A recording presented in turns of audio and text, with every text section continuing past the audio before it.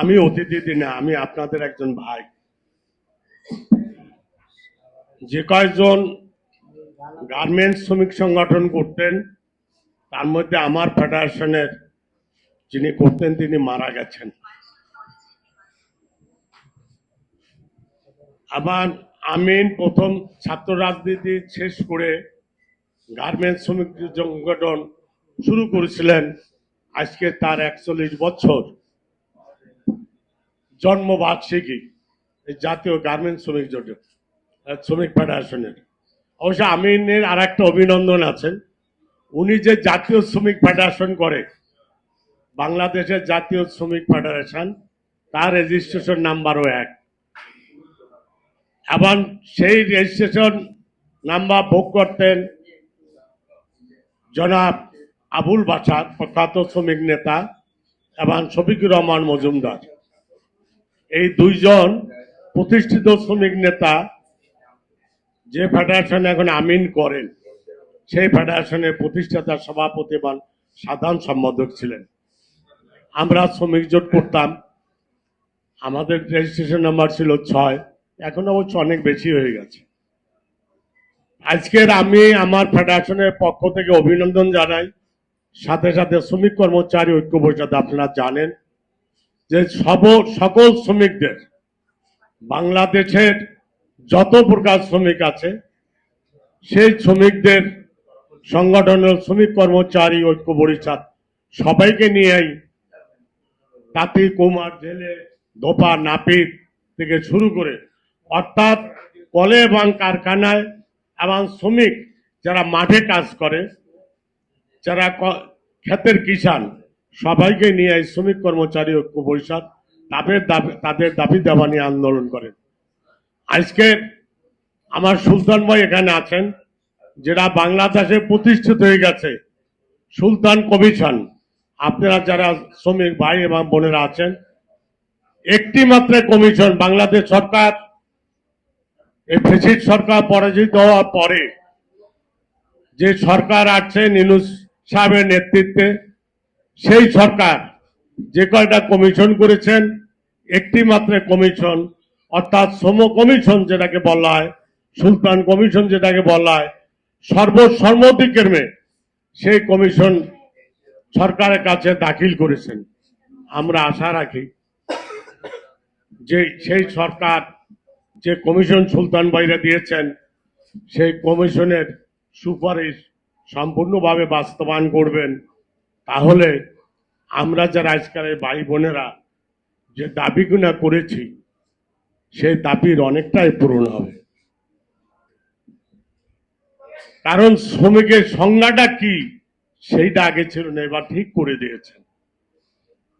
আমরা ঐক্য পরিষদ, আপনারা জানেন, আপনারা যে দাবি, যে ন্যূনতম দাবি, যেটা ন্যূনতম বেতন, যেটা আপনারা দাবি করেছিলেন, আমরা শ্রমিক কর্মচারী ঐক্য পরিষদ, আইবিসি সহ সবাই একমত হয়ে আমরা 30,000 টাকা ন্যূনতম জাতীয় মজুরি ঘোষণা করতে চাই এবং এই দাবি আমরা করেছি।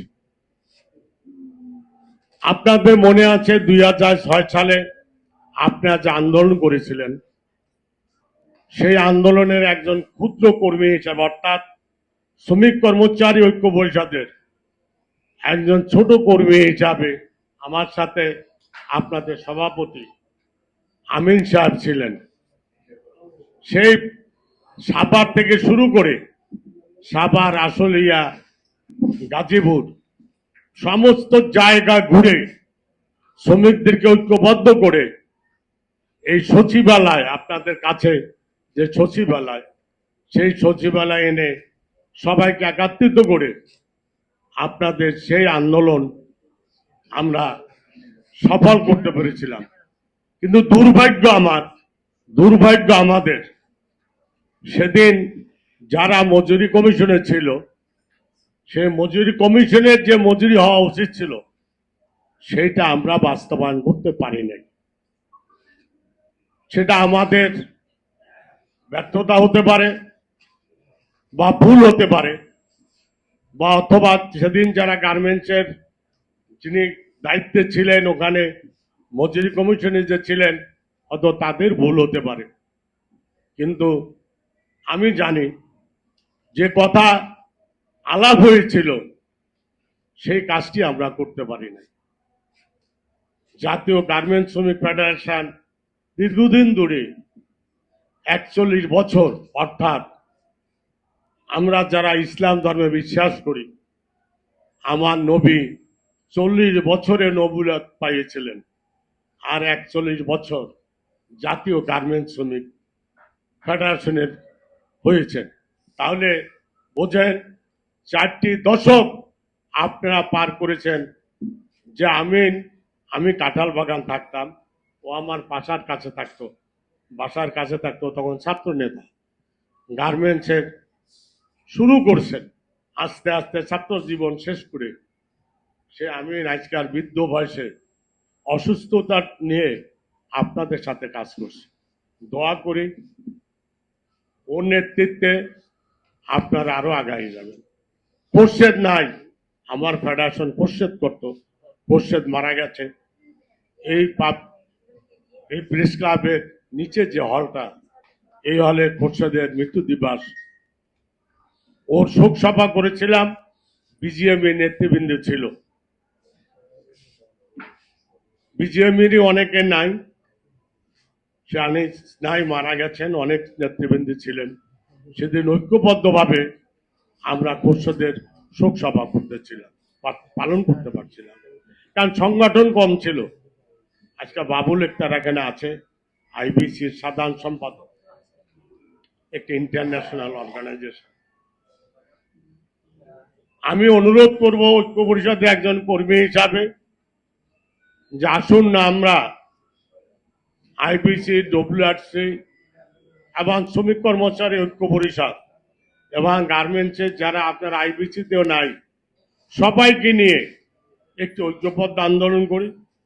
যে আন্দোলনের মধ্য দিয়ে আমার শ্রম কমিশন যে রিপোর্টটি দিয়েছেন, সেই রিপোর্টে যাতে বাস্তবায়ন করতে পারি।